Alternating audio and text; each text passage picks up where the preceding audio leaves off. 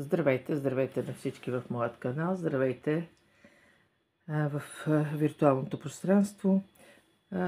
Това е кориандър. За тези, които не го познават, това е пресният вид на кориандър.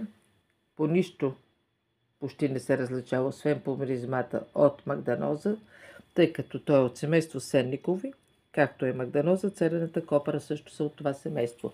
Кориандъра също е от това семейство. Латинското му име е кориандрум или коентруш.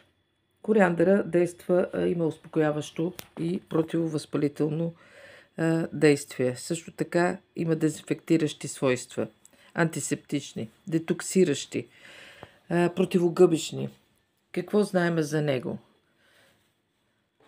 За разлика от магданоза, който съдържа много високи нива на оксалати, оксалатна киселина, както и цвеклото, при прекомерната употреба може да доведе до образуване на оксалатни камъни. И винаги съм говорила, че трябва да избягвате храни с много оксалати и да регулирате диетата си с алкални храни. Тоест, единствено хора, или дори да не сте склонни, когато приемате прекалено много оксалати, има вероятност да образувате оксалатни камъни в бъбриците. Кориандъра съдържа 11 вида етерични масла, с това той е много богат. 6 вида киселини, витамини, минерали.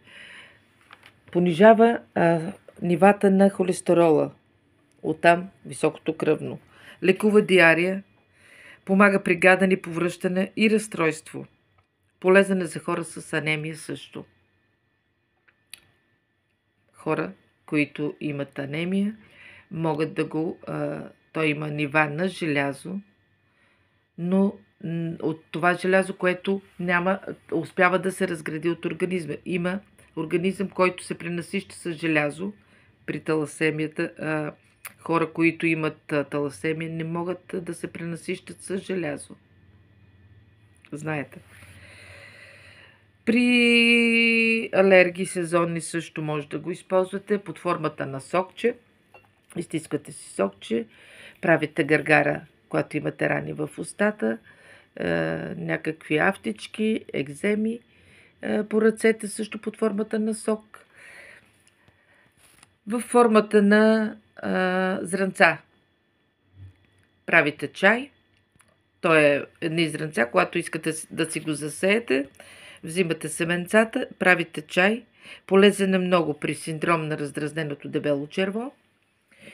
При гадене, казах, повръщане, също така при салмонела. Знаете, че салмонелата е вид хранително разстройство.